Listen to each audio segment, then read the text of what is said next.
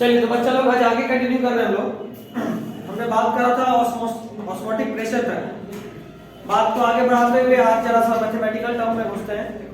वैसे इतना ज्यादा मैथमेटिक्स में हमें काम नहीं है, ठीक है, बट फिर आज कितने लोग आप ये सब 4:30 वाला टाइम देख गायब हो जा रहा है। 4:30 वाला टाइम देख सब गायब हो रहा है। अगला 1 महीना यही टाइम पे चला हुआ और वो भी गायब है। आज यासीन बात हुआ उससे? हम गरीब हैं। क्या हम गरीब हैं। गरीब हो? रिचार्ज खत्म हो गया सर, करवा देंगे, दुआ देंगे सर। अच्छा किया, करा सकते हैं। कितने का रिचार्ज करना है? ज्यादा नहीं, 300। 249 वाला 1 महीना वाला? एक महीना वाला करवाते हो तो और महंगा पड़ता हो। 3 महीना वाला करवाई पड़ता है जो भी हो, बट वो ओवरऑल सस्ता पड़ता है। बोले तो गरीब हैं, सेविंग्स खत्म हो जाएगी, खाएंगे कहाँ से? अरे तो ओवरऑल अगला 2 महीना मजे में खाएंगे, ये भी तो सोचो। खैर कोई नहीं, तो कल हम सुबह में लगा लेते हैं क्लास। अब हम ये देखते हैं शाम तक क्या रिस्पॉन्स आता है दोनों लोगों का। कौन दोनों 2-2 घंटा। बायो अच्छा वो लोग तो स्कूल से आती है ना। विंटर वैकेशन हो चुका है ये भी। भैया कोचिंग मेरा क्या कितना बजे से 8 बजे कितने बजे तक? 9:30 10 बजे तक। 10 बजे के बाद फ्री हो? 10 से 1 10 बजे 10 से 1 नाश्ता करके घर कोचिंग जाना बस। नहीं करते, तो लंच पैक कर लेना। नहीं हो पाता। काम करना, कोचिंग खत्म करके घर जाना, खाना लेना और फिर आना। जाना फिर आना 9 बजे खाना पे भाई को बुला लियो। टिफिन लेके वहीं पे खा लेना। नहीं खाना नहीं, खाने के लिए यहाँ छोड़ने के बाद है खाना बैठ के खा लेना। यहाँ खाना क्या, या तो खोलोगे खत्म हो जाएगा। सही बात। एक से भूख बैठा होगा। जैसे स्कूल में होता था। मतलब अच्छा लंच हो तो सामने वाला मौका ही तलाश रहा था कब खोले। लंच ढूंढता है, लंच खाना चला गया। मन चोरी हो जाता है। अब मेरा बैग बहुत बच्चों की लंच बहुत से बार गायब हो जाता है। फर्स्ट पीरियड में बैग गायब हो गया था, छुट्टी के टाइम मिलता था। ले भाई रखा हुआ था एक क्लास में। वाह। तो osmotic pressure OP is directly proportional to concentration of solute. It is directly proportional to concentration of solute. जाहिर सा बात है जितना ज्यादा कंसंट्रेशन होगा उतना ज्यादा उस सॉल्यूशन का ऑस्मोटिक पोटेंशियल या सॉरी ऑस्मोटिक प्रेशर होगा। ठीक है, वापस से बोलो, क्या बोले? जितना ज्यादा सॉल्यूट होगा उतना ज्यादा उस सॉल्यूशन का ऑस्मोटिक प्रेशर ऑस्मोटिक प्रेशर होगा। यानी अगर सॉल्यूट रहा ही नहीं तो नहीं है वो। नहीं रहेगा। Osmotic pressure of pure water is 0। ठीक, चलिए अब एक रिलेशन है। सबसे ज्यादा ऑस्मोटिक प्रेशर हैलोफाइट का होता है। हैलोफाइट किसको बोलते हैं? वैसा प्लांट जो सॉल्टी एरिया में ग्रो करे। वैसा प्लांट जो सॉल्टी एरिया में ग्रो करे। जाहिर सा बात है अगर कोई प्लांट सॉल्टी एरिया में ग्रो कर रहा है मतलब उसमें सॉल्ट कंसंट्रेशन ज्यादा है, तो जाहिर सा बात है उसका ऑस्मोटिक प्रेशर ज्यादा है। उससे कम ज़ेरोफाइट। ज़ेरोफाइट यानी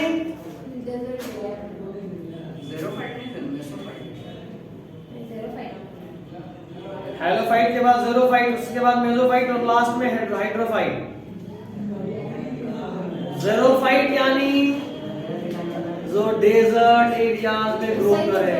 हम कब बोले गलत है? आप कुछ बोले ही थे, हमको लगा गलत है। लग गया गलत है अरे सर क्या? हम लोग दोनों को सेम लिखे हैं। पहले उल्टा चल रहे हैं इस साइड से, यहाँ हेलोफाइट से। तब हम लोग दिमाग नहीं मैं क्या करूं इसको? सही है यार। वाह, हम हाइड्रोफाइट लिखेंगे इसको पता अरे है सर, कि हाइड्रोफाइट ध्यान नहीं दिया। बहुत तेजस्वी लोग हैं। हम नहीं,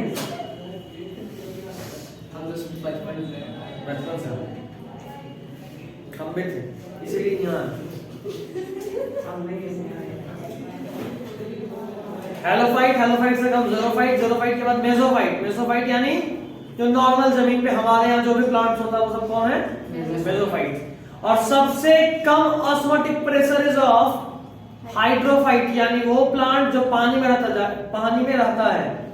जाहिर सी बात है, जो प्लांट पानी में रहता है उसमें पानी का कंसंट्रेशन ज्यादा होगा और साल्ट का कम होगा। तो अगर साल्ट का कंसंट्रेशन कम है यानी ऑस्मोटिक प्रेशर कम है।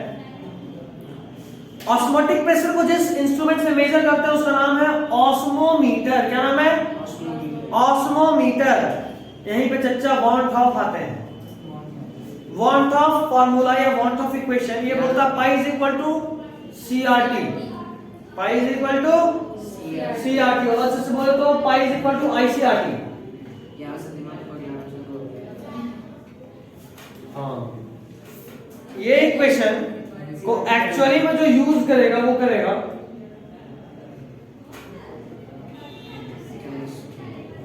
कब?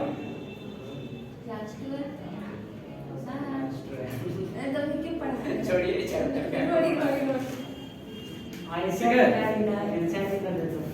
चैप्टर 2 में एनसीईआरटी की सबसे मिलेगा, बहुत अच्छे से इसमें न्यूमेरिकल भी खूब सारा मिलेगा। बहुत इंपॉर्टेंट क्वेश्चन है, क्योंकि हम अभी कितना बार बोल चुके हैं कि आपको ये जो कांसेप्ट है इसको वापस 12th में भी पढ़ना है। बोले है ना? आइए जल्दी आ गया। जानता तो तू लेट क्यों है? मार्केटिंग करने तो नहीं लगा था ना? मार्केटिंग करने तो नहीं लगा? नहीं, मार्केट में थोड़ा जाम अंदर मेरे। अच्छा, तो फुलवारी मार्केट तो आता है। कहाँ रहता तू एग्जैक्टली? तीसरे वाले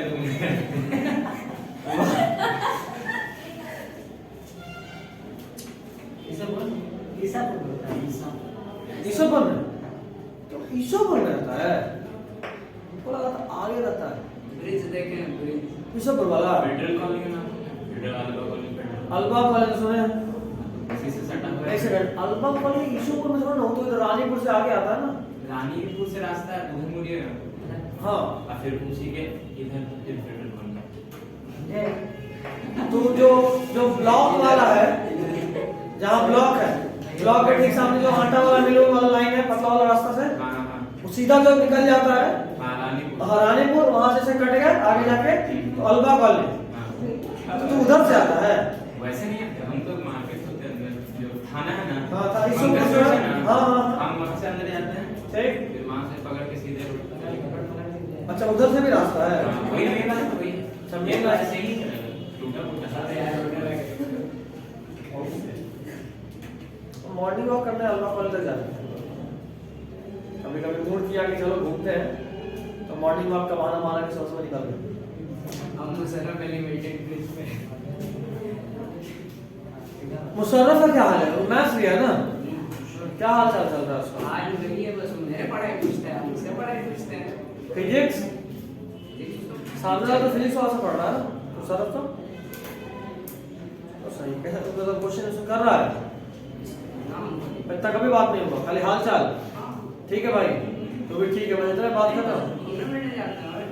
तुम लोग अगल बगल रहते हो? हाँ, दूर रहता है। कितना दूर? जिधर उसका घर उधर ही तुम्हारा घर है ना? हाँ, हम नैडोला में रहते हैं, मुशर्रफ रहता है पेट्रोल में। 2 किलोमीटर तो आराम से। अच्छा कोई ना रह दे, हम लोग कौन सा इंची टेप निकाल के नापना कर रहे थे। चलिए, तो कहाँ थे? Pi is equal to ICRT। I को बोलते हैं वॉट्स ऑफ फैक्टर, सी है कंसंट्रेशन, आर है यूनिवर्सल गैस कांस्टेंट, जिसका वैल्यू हमेशा कुछ होता है 0.821। ठीक है, वैसे ये स्टेट्स ऑफ मैटर जो भी लोग पढ़ लिए उनको मिल गया होगा। पढ़े हुए स्टेट्स ऑफ मैटर केमिस्ट्री में?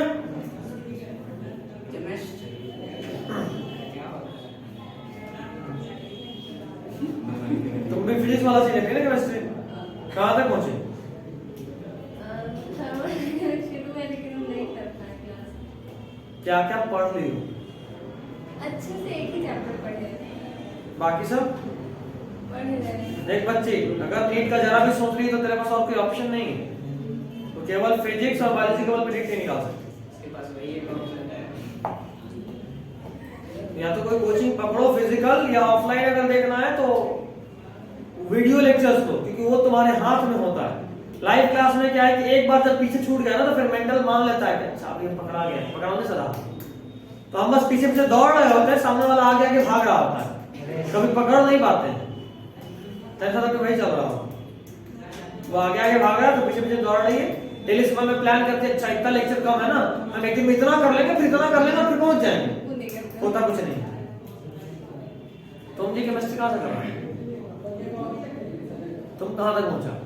एक चैप्टर ठीक से हुआ है, बाकी सब नाम देके छोड़ दिए थे। हाँ करना। तुम लोग है जी यूनिट 2 स्टार्ट होता है। हो जाएगा। क्या स्टार्ट हुआ है? यूनिट 2 बोले तो structure of atom second book. तो पहला बुक में तो इक्विलिब्रियम तक है ना, तो उसके पहले स्टेट्स ऑफ मैटर तो पढ़ लिया। तो आर का वैल्यू पता होगा, universal gas constant 0.082, 8.314, 2 kilo calorie पर मोल।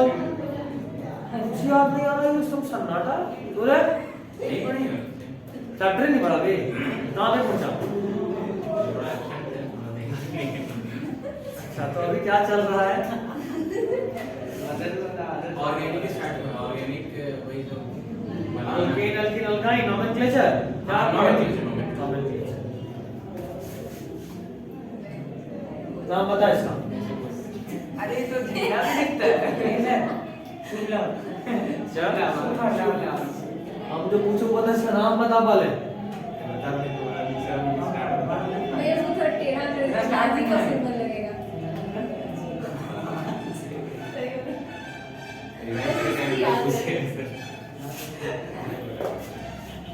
तुम लोग सब डंडी मार रहा है। बायोलॉजी में क्या क्या याद है? चैप्टर 1 चैप्टर 1 याद है। कपलेट कुछ पढ़े थे, क्या था? क्या पढ़े थे? कपलेट की में जो वो दो स्टेटमेंट था उसको बोलते हैं। गुड। उन दोनों में से एक स्टेटमेंट को क्या बोलते हैं?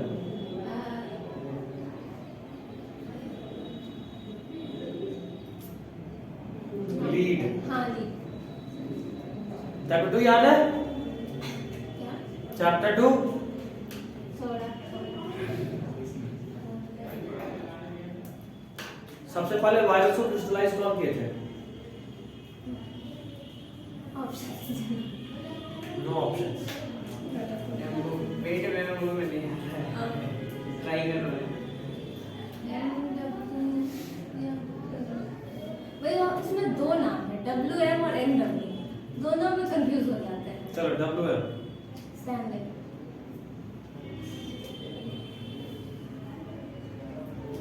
तीसरा चैप्टर नहीं प्लांट किंगडम रिसेंट पढ़े।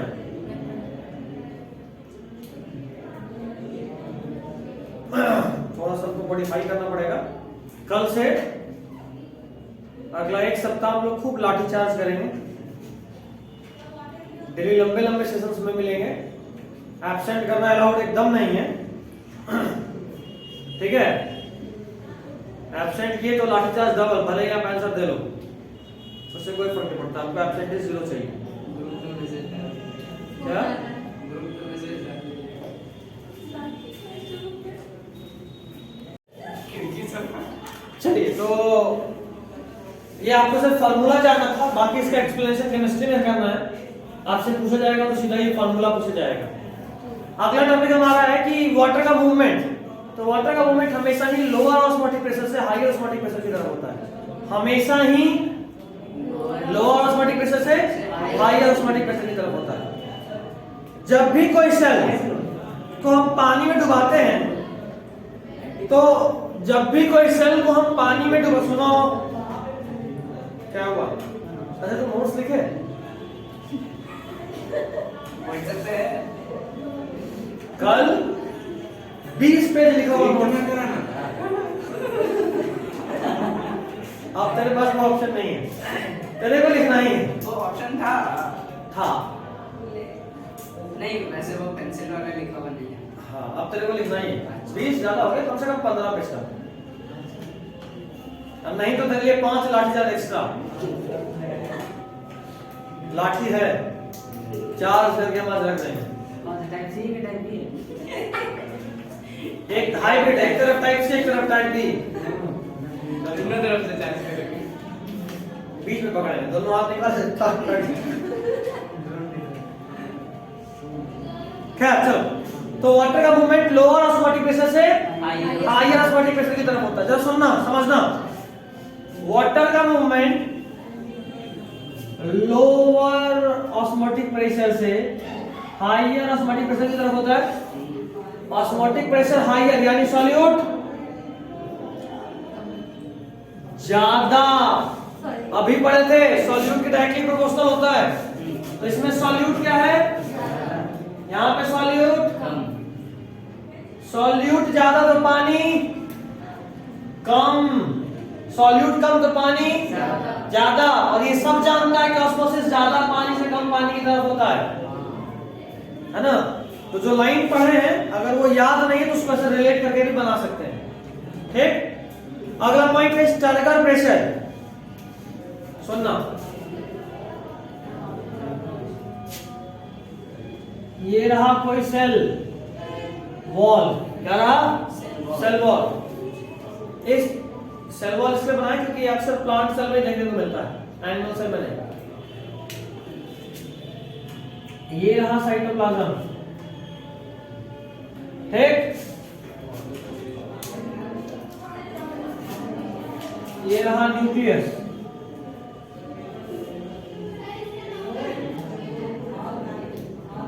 द पॉइंट इज कि जैसे ही सेल में पानी भरेगा तो ये स्वेल करेगा और पानी घुसेगा तो अंदर में अपना जगह तो खोजेगा ना रहने के लिए। तो जैसे जैसे पानी अंदर घुसेगा ये और जगह खोजेगा। और एक समय ऐसा आया कि अब पानी पूरा फुल हो चुका है, तो अब पानी इस वॉल पे एक प्रेशर मारेगा, इसको और ढकेले। जैसे मान लो इस रूम में अक्सर मैक्सिमम 100 आदमी रह सकता है, 100 का 100 आदमी घुसा दिए। अब जब 101वां आदमी अंदर घुसेगा तो प्रेशर बनाएगा हर तरफ। अब क्या होगा, अभी तक आप दीवार में सटे थे, अब आपको दीवार में प्रेशर लगाना पड़ेगा, समझ रहे, टाइट हो जाओगे। तो उसी तरह पानी भी जब सेल फुल हो जाता है उसके बाद इस वॉल पे एक प्रेशर लगाता है। इस प्रेशर को ही बोलते हैं टर्गर प्रेशर। ठीक। अब सुनना, अब जब ये पानी इस वॉल पे प्रेशर लगा रहा है तो क्या ये पानी के प्रेशर में ये वॉल आगे बढ़ जाता है? नहीं। फिर से, तुम इस दीवार पे प्रेशर लगाए तो क्या ये दीवार आगे बढ़ रहा है? नहीं ना। और न्यूटन थर्ड लॉ एक चीज होता है, क्या बोलता है भाई? Equal and opposite. जितना प्रेशर से आप इसको ढकेल रहे थे उतने ही प्रेशर से ये भी आपको ढकेलेगा। तो जितने प्रेशर से पानी इस वॉल को ढकेल रहा था उतने ही प्रेशर से ये वॉल भी पानी को ढकेलेगा, साइटोप्लाज्म को ढकेलेगा। This pressure is called wall pressure. क्या बोलते हैं इसको? Wall pressure.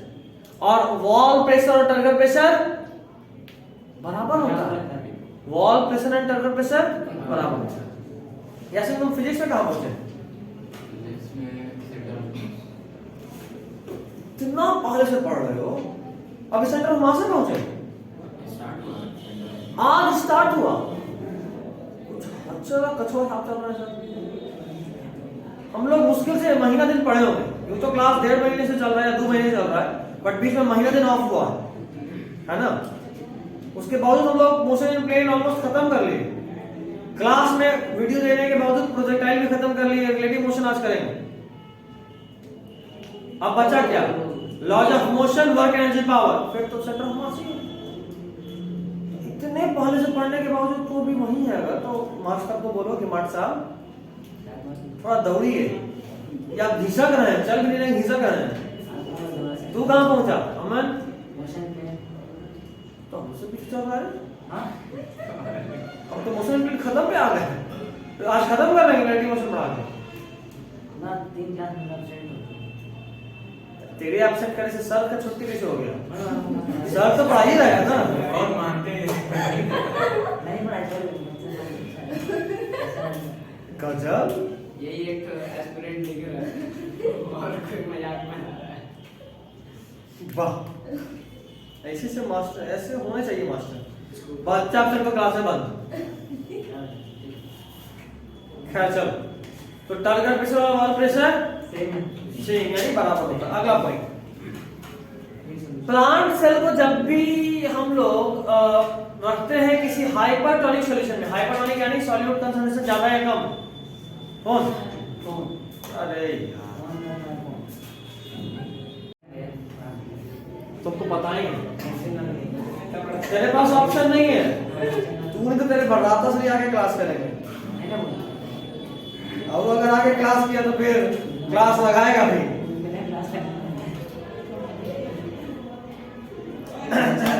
मजा आएगा, हम लोग लंबा लंबा पढ़ाई करेंगे मन से, और साथ में चलेंगे। कौन सा वाला एक है ना वहां पे पढ़ाओ पे चर्च, हम साथ में चला जाएंगे। हाँ देखते हैं, अगर मेरा दोस्त लोग बोल दिया कि चलो साथ में केक भी खिलाएंगे, तो उसके साथ चल जाएंगे। हाँ? केक नहीं आया नहीं चलेंगे, तो क्या दिक्कत है। कहाँ थे? चलिए। हाँ, टारगेट प्रेशर और वॉल प्रेशर बराबर होता है। फ्री सॉल्यूशन के लिए टारगेट प्रेशर कितना? फ्री सॉल्यूशन किसको बोलते हैं? वैसा सॉल्यूशन जिसके पास ऐसा कोई वॉल ही नहीं है। अब बता, अगर वॉल ही नहीं है तो प्रेशर लगाएगा किस पे? और अगर प्रेशर लगेगा ही नहीं मतलब जीरो। ठीक, अगला point, plant cell do not burst. अच्छा, जब भी किसी प्लांट को तुम हाइपोटोनिक मीडियम में रखते हो, हाइपोटोनिक मीडियम में रखेंगे किसी सेल को, तो वो स्वेल करेगा कि स्विंग करेगा? When a cell is placed in hypotonic medium, it will shrink or swell. बोल। हाइपोटोनिक यानी सॉल्यूट कम, तो पानी ज्यादा। तो पानी ज्यादा वाले मीडियम में रखें सेल को, तो पानी हमेशा ज्यादा से कम की तरफ आएगा, तो अंदर घुसेगा, बट प्लांट सेल तब भी बर्स्ट नहीं करता, फटता नहीं है। क्यों? क्योंकि जब भी इसको फटने का मन करता है, इसके ऊपर एक सेल वाला जो बोलता है भाई मेरा तो तू फट नहीं सकता,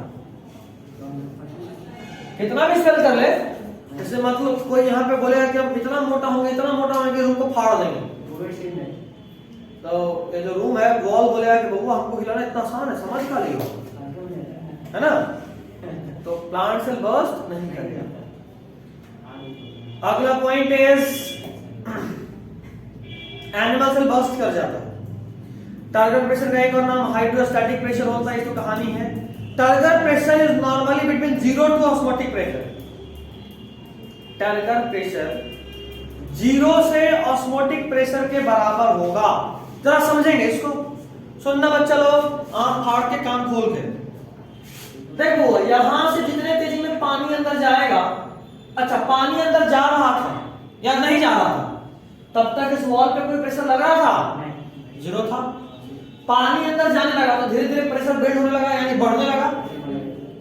अच्छा, मान लो अभी तक, जैसे मान लो अभी खाली रूम था, तो एकदम वॉल पे कोई प्रेशर नहीं। अभी हम लोग 5 आदमी हैं, तो मे भी हमारा सांस से कोई प्रेशर पड़ रहा हो वॉल पे। इस रूम में 100 आदमी हो गया, भर गया। अब इस पे एकदम टाइटली प्रेशर है। अब सोच, अब उसके बाद एक भी आदमी इस रूम से इंटर करेगा तो जितना धक्का मारेगा कि सारा वॉल पे प्रेशर लगेगा।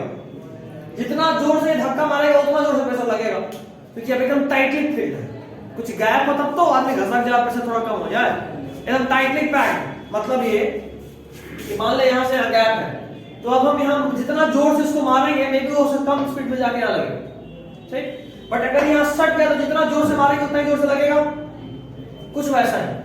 जब ये सेल स्वेल कर कर के एकदम पूरा टाइटली फिल हो गया है, उसके बाद जितने ऑस्मोटिक प्रेशर से पानी अंदर जाएगा उतने ही प्रेशर से पानी हर वॉल पे मारेगा प्रेशर।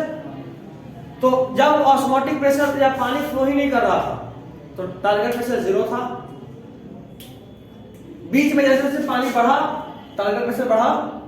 एक समय के बाद जब पानी का रेट एकदम फुल हो गया तो जितने ऑस्मोटिक प्रेशर से पानी अंदर जा रहा था उतना ही प्रेशर लग रहा था। कोई कष्ट परेशानी? तो maximum value of target pressure कितना होगा? ऑस्मोटिक प्रेशर के बराबर। अब सुनना एक पॉइंट है, turgor pressure is negative in case of plasmolysed cell. अगर कोई सेल प्लाज्मोलाइज्ड है तो उसमें टर्गर प्रेशर कैसा होता है? नेगेटिव। सुनिएगा बच्चा लोग, व्हाट इज प्लाज्मोलाइसिस, ये कोई पहले बताओ। प्लाज्मोलाइसिस किसको कहते हैं?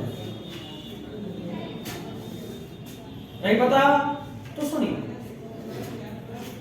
जब भी आप किसी सेल को हाइपरटोनिक मीडियम में रखते हैं, ये सेल था, इसको आपने एक डब्बे में रखा, उस डब्बे में खूब नमक डाला, खूब भर भर के मुट्ठी मुट्ठी, तो ये मीडियम कैसा हो गया? हाइपरटोनिक। तो हाइपरटोनिक मीडियम में आप सेल को रखिएगा तो क्या होगा? स्वेल या श्रिंक? क्या होगा? श्रिंक। यानी अंदर से पानी बाहर की तरफ आएगा। पहले जो एक्सेस वाटर था वो बाहर आया, उसके बाद क्या हुआ?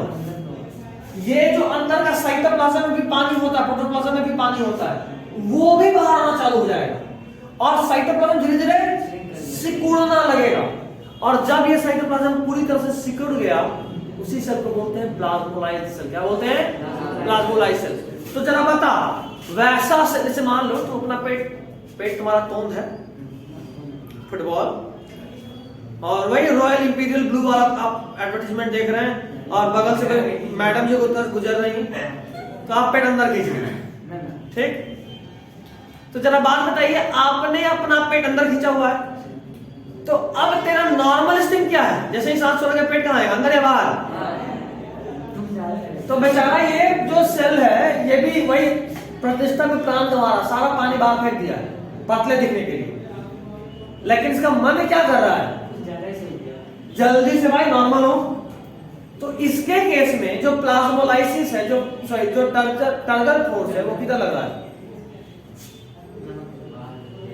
अभी तक वॉल प्रेशर लगा रहा था अंदर, सॉरी उल्टा बोल दिया, टर्गर प्रेशर नॉर्मली लगता है यार, बट इस केस में अंदर आने के लिए लगा, क्योंकि पानी खींच रहा है उसको, पानी निकल रहा है। जैसे मान लो एक नॉर्मल बोतल है, बोतल को तुम हल्का से दबाओ, छोड़ोगे तो वापस फूल जाएगा, लेकिन तुम उस बोतल का हवा खींच ली, तो अब तुम कितना चाहोगे भी फुलाओ ना, तो एक जगह फुलाओगे दूसरी जगह पचक जाएगा, होता है।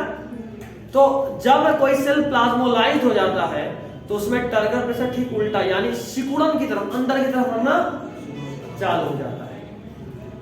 और इसी को हम लोग बोल रहे हैं कि किसी प्लाज्मोलाइज्ड सेल में टर्गर प्रेशर कैसा होता है? नेगेटिव। अब इसका बहुत सारा काम है भाई। पहला काम, normal shape of the cell को मेंटेन रखता है। दूसरा, सेल इलॉन्गेशन में रोल प्ले करता है। चलिए अगला is important views. Hydrophyte water plant को बोलते हैं, हेलोफाइट तो बता चुके, लिखवा चुके, सब लिखवा चुके। Very good, I am very good teacher. Diffusion pressure deficit, DPD, good. पानी खींचने की क्षमता को डीपीडी बोलते हैं। Water absorbing capacity is called DDT, नहीं DPD. Water absorbing capacity is called DPD. कोई चीज कितना ज्यादा पानी खींच सकता है उसका डीपीडी उतना ज्यादा होगा, ठीक? क्या once more वाला हालत है? तो 15 पेज पहुंच गया वैसे, कॉपी के 15 पेज पे।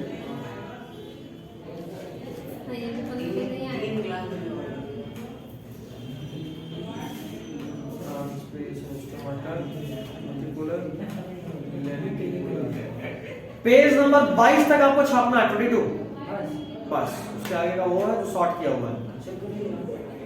और अगर आप पूरा लिख लिए हैं तो कोई ना कुछ पॉइंट बस काटना पड़ेगा। और आज इतने पे रोक रहे हैं, ठीक है? अगला दिन ही वंस मोर कर देंगे। चलिए, this is all for today.